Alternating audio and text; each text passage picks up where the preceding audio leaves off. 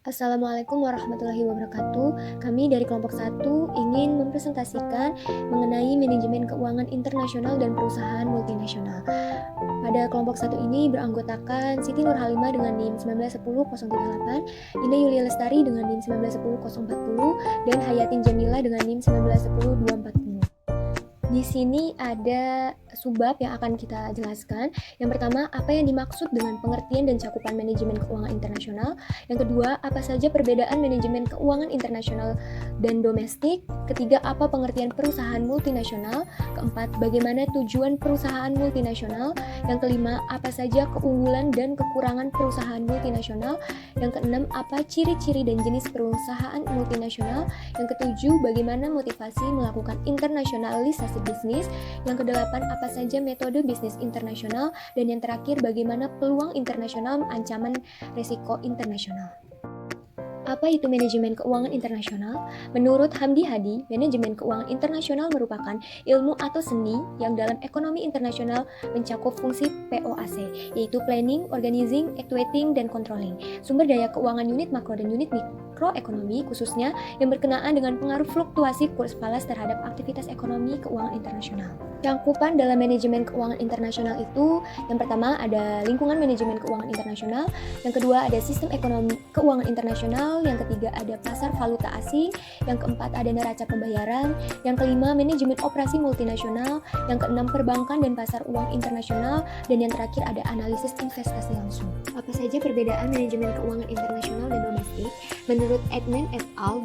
2010 menjelaskan tentang perbedaan utama antara manajemen keuangan domestik dan internasional itu mencakup institusi, nilai tukar mata uang atau valuta asing, dan resiko politik, serta modifikasi yang diperlukan terhadap teori dan instrumen keuangan. Sedangkan MKI memerlukan pemahaman tentang perbedaan sejarah, budaya, dan institusi dalam pengelolaan perusahaan. Pada domestik, pendekatan domestik mencakup aspek sumber dana, modal, utang, ekuitas analisis, kredit, dan perpajakan.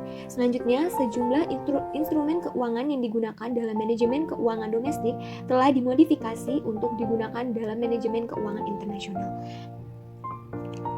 Perbedaan antara MKI dan domestik itu dilihat dari budaya dan sejarah, tata kelola perusahaan, resiko nilai tukar, resiko politik, modifikasi teori keuangan domestik, dan modifikasi keuangan instrumen domestik. Apa sih perusahaan multinasional? Menurut Rusmadi, MNC merupakan sebuah perusahaan yang beroperasi di beberapa wilayah negara serta produksi dan pelayanan di luar negara asalnya. Perusahaan tersebut mengambil keputusan global di mana perusahaan tersebut beroperasi. Perusahaan multinasional merupakan perusahaan yang mencangkup pasar internasional yang memiliki perusahaan induk di negara asalnya dan memiliki anak perusahaan di beberapa wilayah negara lain. Perusahaan MNC ini melakukan manajemen keuangan internasional. Perusahaan MNC berupaya menanamkan modal atau investasinya pada pasar valuta asing yang menjangkau seluruh dunia, sehingga memiliki keuntungan yang cukup besar.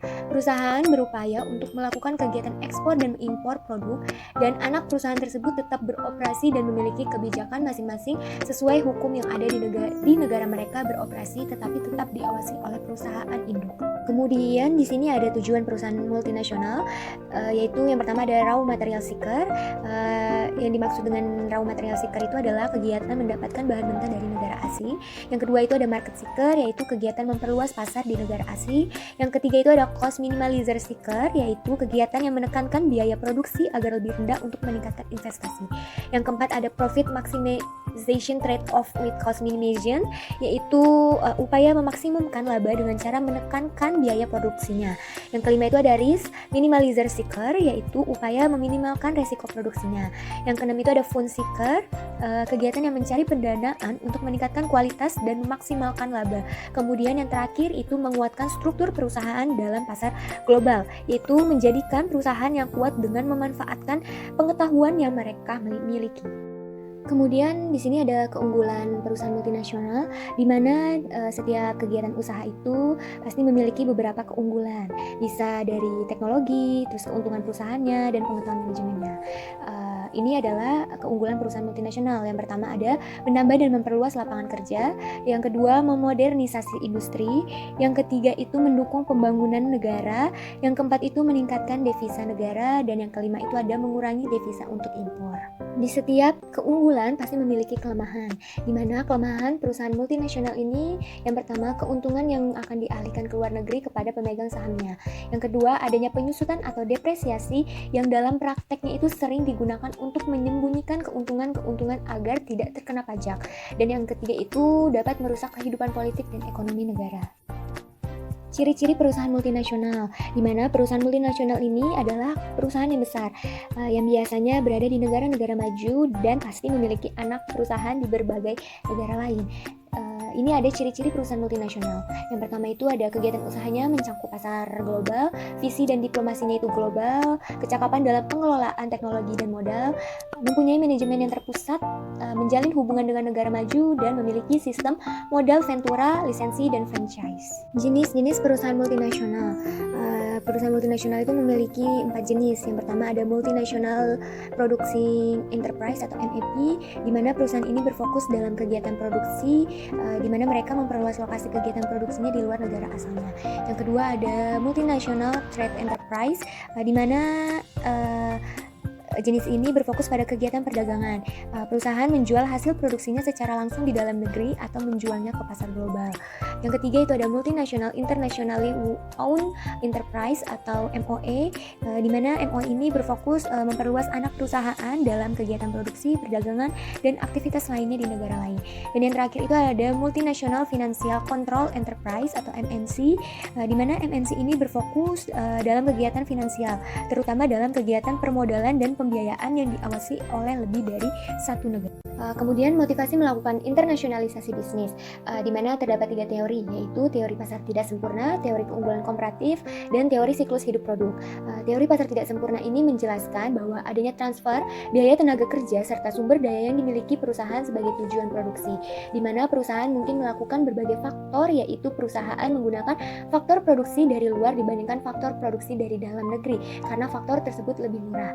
Yang kedua itu ada teori keunggulan komparatif, di mana teori keunggulan komparatif ini lebih memfokuskan dalam meningkatkan efisiensi produk dengan cara spesialisasi, di mana perusahaan dianjurkan untuk spesialisasi produk serta mengekspor barang yang mempunyai keunggulan komparatif, sedangkan mengimpor barang yang tidak mempunyai keunggulan komparatif.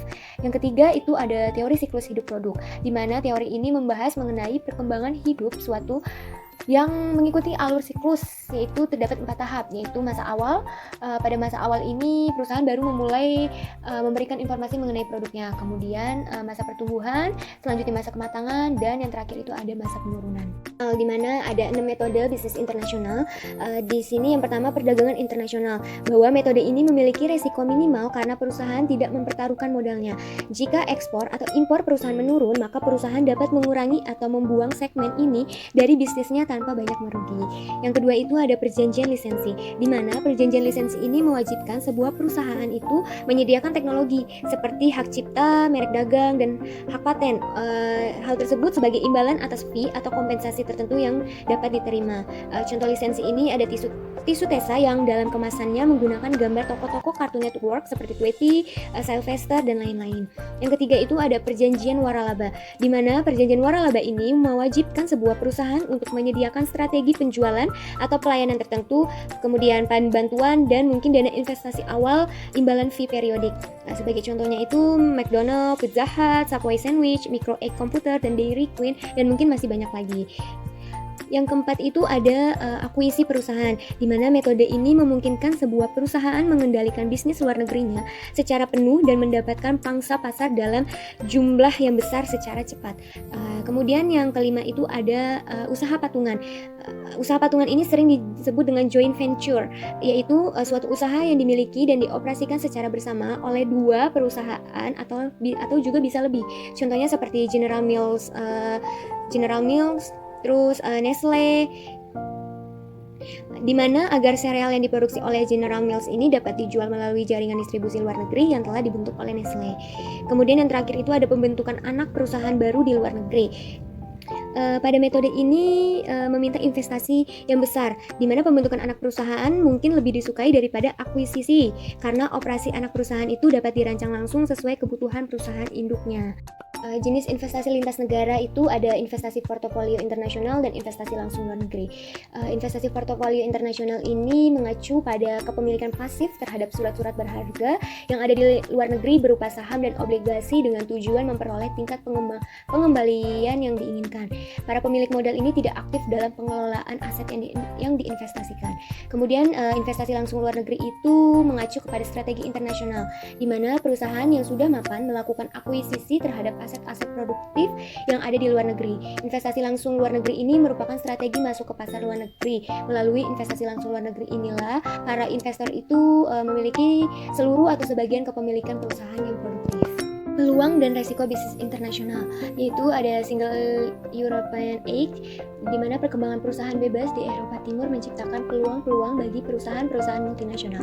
Motif utama bagi perusahaan-perusahaan multinasional yang memasuki pasar Eropa Timur adalah sedikitnya produk yang tersedia di sana, seperti Coca-Cola Company, Reynolds Metal Company, CFC International, General Motors, dan berbagai MNC lain sejak saat itu secara agresif berekspansi di Eropa Timur. Kemudian ada GATT, yaitu General Agreement on Tariff and Trade, di mana kesempatan ini merupakan hasil akhir dari negosiasi perdagangan yang dinamakan putaran Uruguay yang telah dimulai 7 tahun sebelumnya. GATT ini meminta pengurangan atau restriksi perdagangan atas barang impor tertentu selama periode 10 tahun dalam 117 negara. Kesepakatan ini akan membuka lebih banyak kesempatan bagi perusahaan yang sebelumnya tidak bisa memasuki pasar-pasar luar negeri karena adanya hambatan-hambatan perdagangan. Resiko bisnis internasional, di mana ada 7 resiko bisnis internasional. Yang pertama itu ada resiko strategis perusahaan, di mana resiko strategis kemampuan perusahaan ini untuk membuat keputusan strategi untuk merespon kekuatan yang merupakan sumber resiko. Kemudian ada resiko operasional. Risiko operasional ini disebabkan oleh aset dan modal keuangan yang membantu dalam hari-hari operasi bisnisnya. Kemudian ada risiko politik dan ketidakstabilan. Risiko ini dapat membuat sulit bagi perusahaan untuk beroperasi secara efisien di negara-negara akibat publikasi negatif dan dampak yang diciptakan oleh individu dalam pemerintahan atas. Kemudian ada risiko lingkungan dan pencemaran lingkungan. Resiko ini dapat mempengaruhi kesehatan warga dan menimbulkan kemarahan publik dari warga. Kemudian yang kelima ada resiko keamanan teknologi. Resiko ini kurangnya keamanan transaksi elektronik, biaya pengembangan teknologi baru, dan fakta bahwa teknologi baru mungkin gagal, dan ketika semua ini digabungkan dengan teknologi yang sudah ada, sudah ketinggalan zaman. Jadi hasilnya mungkin menciptakan efek yang berbahaya dalam melakukan bisnis di area internasional. Kemudian yang keenam itu ada resiko ekonomi. Resiko ekonomi ini berasal dari ketidakmampuan negara untuk memenuhi kewajiban keuangannya. Dan yang terakhir ada resiko terorisme. Resiko ini yaitu berupa serangan yang mungkin berasal dari kurangnya harapan, kepercayaan, perbedaan budaya dan filsafat agama, atau benci perusahaan oleh warga negara tuan rumahnya. Hal ini dapat menyebabkan sikap sabotase perusahaan asing, penculikan pengusahaan, dan bahkan bisa berdampak pada karyawannya. Jadi di sini ada kasus terhadap PT Nestle, di mana di sini ada latar belakang PT Nestle. Latar belakang ini berisi sejarah-sejarah gimana PT Nestle berdiri dan lain-lain. Nestle adalah perusahaan multinasional di Vevey, Swiss, bergerak pada bidang makanan. Nestle ini didirikan tahun 1867 oleh Henry Nestle. Perusahaan ini menghasilkan makanan dan minuman seperti makanan bayi, susu, kopi, coklat, dan lain-lain. Pada tahun 1842, Henry Nestle ini membeli sebuah industri yang progresif pada region di masa itu. Kemudian Nestle mulai tumbuh dan berkembang menjadi sebuah perusahaan makanan terbesar di dunia, serta perusahaan makanan dan minuman yang telah dipercaya oleh banyak masyarakat di seluruh dunia secara turun-menurun sampai sekarang. Perusahaan ini juga sudah tersebar di berbagai mancanegara, dan Nestle ini mempunyai komitmen untuk tetap mengembangkan produk-produknya melalui inovasi dan renovasi agar memuaskan kebutuhan konsumennya yang ada di seluruh dunia. Kemudian PT Nestle ini mempunyai visi dan misi, yaitu dia akan memberikan fasilitas yang terbaik untuk masyarakat dengan agar kehidupan mereka itu terpenuhi, sehingga Nestle memberikan solusi, yaitu berkontribusi pada kualitas kehidupan yang lebih baik. Selain itu juga Nestle menciptakan lingkungan yang sehat dengan cara bekerja sama dengan para ahli untuk memberikan dan mengantisipasi masalah apa yang terjadi terhadap lingkungan sehat bagi seluruh dunia. Kemudian kinerja perusahaan PT Nestle ini dia selalu memberikan sesuatu yang baru dari waktu ke waktu, dengan cara menghadirkan produk-produk yang baru dalam berbagai bentuk kemasan yang baru, sehingga dengan harga yang terjangkau yang dapat dijangkau oleh semua kalangan masyarakat di seluruh dunia. Selain itu juga kegiatan-kegiatannya bersifat komersial. Nestle juga mengadakan kegiatan-kegiatan sosial dengan memberikan santunan kepada yayasan-yayasan sosial di seluruh dunia. Prospek pengembangan PT Nestle ini, dia selalu memperhatikan selera konsumen agar bisa diterima dan mampu bersaing dengan pasar internasional. Walaupun terjadinya krisis keuangan, perusahaan Nestle ini tidak akan mendapatkan dampaknya setelah dilakukannya analisa. Selama produk Nestle masih dapat disuplai dan harganya masih reasonable, maka pengembangan industri perusahaan ini akan tetap menarik dan krisis finansial global tidak akan terjadi secara signifikan terhadap PT Nestle ini. Strategi pasar internasional PT Nestle ini, bahwa PT Nestle ini berusaha melakukan inisiatif optimisasi biaya terutama dalam hal manufakturnya. PT Nestle ini berhasil melakukan penghematan sekitar CHF 10 miliar. Perusahaan Nestle ini melakukan penghematan dan juga membidik produk dengan value added yang lebih tinggi, di mana COGS ini lebih kecil dibandingkan dengan harga jualnya. Hal tersebut terbukti pada COGS tahun 2018, terutama berasal dari inflasi akibat membumbungnya harga komoditas terutama pada pertanian. Selain itu, perusahaan Nestle juga melakukan berbagai strategi, yaitu menciptakan inovasi, renovasi, serta menjalin komunikasi yang baik kepada para konsumennya. Kemudian konsep pemasaran internasional PT Nestle ini, di mana perusahaan PT Nestle ini memastikan bahwa perusahaannya menyampaikan kepada semua agen dan perwakilan informasi agar dapat mewakili PT Nestle di pasar, dengan cara melakukan konfigurasi nilai rantai di luar negeri seperti halnya melakukan di negara sendiri, agar organisasi dapat memiliki keterampilan dan pengalaman dalam melaksanakan kegiatan rantai nilai di pasar sasaran. Kemudian konsep multinasional PT Nestle ini, di mana perusahaan PT Nestle mempunyai konsep multinasional, yaitu Creating Shared Value atau CSF. CSF ini adalah aktivitas bisnis yang menghasilkan keuntungan atau manfaat bagi perusahaan dan masyarakat dalam jangka panjang. Konsep ini juga fokus pada 3 bidang, yaitu nutrisi, air, dan pengembangan masyarakat perdesaan. Selain itu juga PT Nestle meluncurkan Global atau Global Business Excellence yang bertujuan untuk meningkatkan kinerja dan efisiensi bisnis Nestle di seluruh dunia, di mana program Global ini adalah sistem ERP yang menggunakan software SAP. Global ini terdiri dari praktik-praktik terbaik dari internal maupun eksternal yang kemudian diadopsi oleh seluruh penjuru organisasi dengan cepat. Proyek Global ini memang sudah tepat dirancang Nestle agar ERP sistem yang sekarang sudah menjadi kebutuhan perusahaan-perusahaan global yang ingin tetap kompetitif di persaingan bisnis global. Dengan adanya ERP sistem ini, maka perusahaan dapat mensinergikan keseluruhan proses bisnis yang ada di perusahaan sehingga dicapai proses bisnis yang efisien dan efektif, serta memberi kemudahan terjadinya sharing knowledge antar masing-masing bagian. Analisis SWOT pada PT Nestle ini, yaitu pertama strike. Nestle secara kooperatif adalah produsen brand makanan terbesar dan terbaik dengan kualitas tinggi selama bertahun-tahun. PT Nestle ini tetap mempertahankan kualitas produknya dalam menghadapi kompetitor lain dan juga tetap menjaga keseimbangan dalam berbisnis. Nama yang global bisa menjadi penghargaan produksi dan pembelian skala ekonomi serta meningkatnya dunia travel. Secara instan dapat disadari pentingnya produk. Kemudian weakness-nya, data yang didapat dari lapangan diketahui bahwa pada masa itu remaja kurang menyukai Nestle dan lebih menyukai brand lain yang menurut mereka lebih cocok akan jiwa mereka. Yang ketiga itu ada opportunity. Peluang yang ada sekarang menuntut Nestle untuk terus memperbaharui produknya, tapi tetap berpegang teguh pada prinsipnya dengan mempertahankan keadaan atau karakter produk asli yang selalu menjadi ciri khas dari produk Nestle dengan produk lainnya. Dengan adanya faktor brand minded menyebabkan konsumen akan tetap membeli Nestle di mana dan kapanpun itu. Kemudian yang keempat ada traits. Pada kasus Nestle mengalami pedomplengan nama oleh Danone menyamai brand ini dengan nama KitKat. Hal tersebut menjadi kelengahan Nestle dan ancaman reputasi Nestle. Kondisi ini jelas sangat mengganggu karena brand ini yang memakai duluan adalah Nestle. Nestle adalah ini tantangan yang cukup berat sehingga dilakukan usaha pengajuan banding ke Dirjen Hak khususnya ke Direktorat mereknya. Dalam pengajuan gugatan, KitKat dikenai gugatan itikat buruk memakai brand yang sama dengan milik Nestle.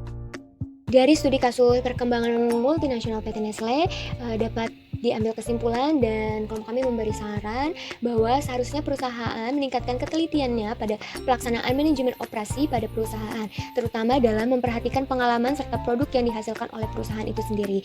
Yang kedua, perusahaan juga dapat meningkatkan kinerja karyawannya agar mampu mengoptimalkan potensi dari sumber daya manusia yang dimiliki perusahaan tersebut serta memiliki kesadaran atas tanggung jawab mereka terhadap tugas yang diberikan perusahaan. Kemudian yang ketiga, seharusnya perusahaan lebih menekankan peraturan-peraturan setiap cabang perusahaan di setiap negara, sehingga menjadi dasar yang kuat untuk lebih meningkatkan dan menjaga eksistensi perusahaan di pasar dunia. Itulah pemaparan dari kelompok kami. Kurang lebihnya mohon maaf apabila ada salah-salah kata dari kelompok kami ataupun materinya kurang lengkap atau kurang jelas, mohon dimaafkan. Sekali lagi kelompok 1 mengucapkan terima kasih. Assalamualaikum warahmatullahi wabarakatuh.